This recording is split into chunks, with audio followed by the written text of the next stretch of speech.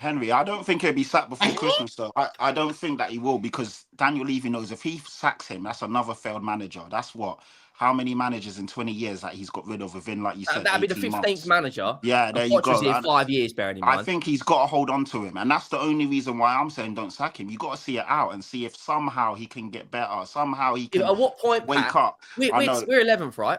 Yeah, we got Man United, Liverpool, Forest. At what point, if we're 14th come January, like I'm sorry, no one can tell me that Fulham and Bournemouth have got better squads than us.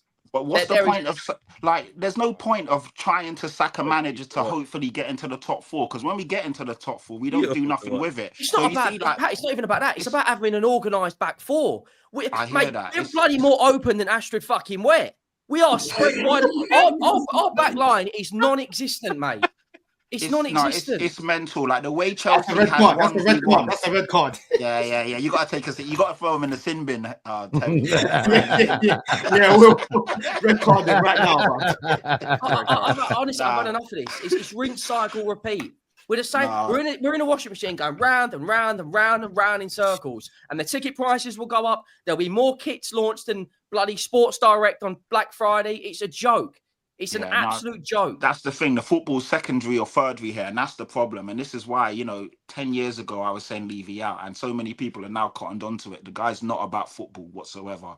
And like Henry alluded to earlier, he doesn't actually back the manager properly. Like in the summer, we were screaming for 3 ready-made starters to come into that first 11 and actually propel us. All we got is Dominic Solanke. Other than that, we brought in Wilson Odegaard, he's 19, unproven from Burnley. We brought in Lucas Bergvall, another essential talent, but we need talent right now. Can you leave us some punches for ourselves? Can you leave us some punches at least? Archie Gray, 19 years old. Throw some blows. I gotta say it how it is, man. Like it's a shambles. Pat, you're stealing all our material, bro. It's mad. Before everyone else comes in. This is real therapy, bro, right now. You know what I mean? I love it. Keep it going. If we're 11th, at what point do we have to say that enough is enough? Like, you cannot tell me Silver at Fulham, Bournemouth with Iriola and Thomas Frank have better squads than us. The problem they're just Henry, more they're better managers. No, they've got better managers. And this was my point of why, when he was appointed, I said it was a bad appointment because the guy's untested and unproven at the top level. And now you can see he's getting found out. Any manager that's got anything about him knows how. I mean, we're so easy to play against because we play the same way every single game. Like, there's no difference in how we play. Regardless if we're playing Fulham, Crystal Palace, or Chelsea United, we just set up the same way. We're so easy. One ball over the top, and all you've got is a talented player running 1v1 against Pedro Porro or Destiny Adoji. I am going to throw this to the rest of the panel in a minute. What I will say is I think there are problems with Big Ange. And we've all been talking about it for over 12 months. And there's been times where I've seen him adapt and maybe drop the line a little deeper. This game against City, he became really compact and hard to beat, and he got praised for that. But this kind of, I think that Jamie Carragher's analogy made so much sense last night. Yes, your favorite clothes might be a Hawaiian shirt and shorts with flip-flops, but there's certain times of the year where if you wear that, you're in trouble. If it's raining and snowing and you've got to learn to adapt. And I think that's one of the biggest issues, if not the biggest issue with Big Ange, is he wants to do it one way. But I still look at your board for that, because your board have made that appointment. They have done their due diligence. The board, I said it to Chelsea fans last night, they were praising Maresca and praising the squad, rightfully so. But you really need to be looking at the people that have made the decisions that have got your club into this position. It's the sporting directors and the boards, in my opinion, that control this element of a football club. Because if Levy and co said, we don't want us to be, one shape fits all. You have to be adaptive. You have to do X, Y, and Z. Well, either Big Ange says, I don't want the job or I leave, or he adapts. It's almost this notion of just letting a manager, go on, mate, do what you want in that role. Man United did it for 11 years, and it's put us in this dreadful position we're in now, where we're trying to undo 11 years of malpractice. You can't just let a manager or a head coach do exactly what they want in terms of the club's philosophy. There has to be somebody controlling it that says, no, we want to play attacking football, but we need balance. We need you to, you can't have a high line on the halfway line when you have 2 men sent off. You can't be 2-0 up against Chelsea and then be wide open like a basketball match. These things need to be addressed and not just reactively. This shouldn't be happening. And so I concur with the criticism of Big Ange, but I think Spurs fans have to look at who is fucking allowing him to operate in this way, because that, in my opinion, is the point. And look, I'm only keeping the same energy I do for my club. Equally, when I praise City, when I praise Liverpool, when I praise what Chelsea are doing, I also look at the board and the sporting directors, and I'm so intrigued by that. And it's why the mainstream media piss me off, just to slightly kind of move away from this, and we'll come back to it, is they have all the access that we would love as fan channels to sit down with clubs and ask, why this change of direction? What's the messaging like?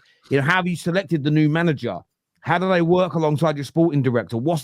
I'd love more information to come out of these football clubs to educate us more. But all we ever hear is manager good, manager bad. Sack manager, get better. Keep manager, will get worse, or whatever. And I don't think it's that basic. I think there's far more to it than that. And I think that's why Spurs fans need to temper themselves with sacking Big Ange may be the correct decision, but the idea that sacking him is going to dramatically improve you over the medium to long term without the fundamental change of how your club is run, that for me is a delusional thought process to have. It really is. You guys need seismic change at board level, Terry, cultural level, and behavioural level.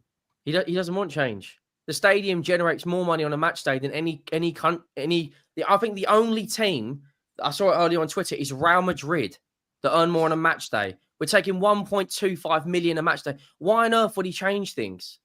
The club's going to get handed down to his daughter or son in about 20 years. This has been happening since 2001. We've won one League Cup. The club have done an unbelievable job in infrastructure, the training ground, the stadium. It's a state of the art, but it's not a football club anymore. It's a brand. Yo, Henry, we need to do what they do in Portugal or Spain. We need to turn into ultras. We need to run him out of here. Yeah, but we try to. That's the only way. We need to run him outside the ground of a merchandise bag and a guitar. A lot of Tottenham fans are predominantly from London, so they're not going to do that. We have to throw the balaclavas on. We have to throw the balaclavas, get the baseball bats out. We need to run him out the ends. Daniel Levy is crazy. No London club fan base are doing that. None of them. Wait, Patrick, can you read your tweet again? Can you just read it for me, just very quickly? The one I put out? Yeah, the one that you put out when Ange was appointed. Yeah, the one that, you remember, I got a lot of heat for this. So disappointing, so underwhelming, so uninspiring. So Brentford, Crystal Palace or Fulham FC. And before you tell me to back the manager, that goes without saying. I always want what's best for my club. Hence why I'm so disappointed with this C-class gaffer. You know what's so funny? 2 out of those 3 teams are above Spurs right now. I know. That's 2 out of 3 of the teams he said were acting like are doing better than him. And we've been beaten by Palace. That's crazy. Been beaten by Fulham, Ipswich. Again. Like, I know we all love to banter Spurs, but a couple of weeks ago on the top 6 when Spurs were playing Ipswich, and the record was they conceded the most goals, and they haven't won away all season. And I said with chest, they're going to beat you. It's not even a shame. We call that Dr. Tottenham. Now, the Tottenham fans actually call that a thing. It's actually a thing. It's mad. Like every fan base feels like they give other teams hope. But I genuinely feel like the worst team for giving people hope is Spurs. Because at 2-1 yesterday, I said we'd won.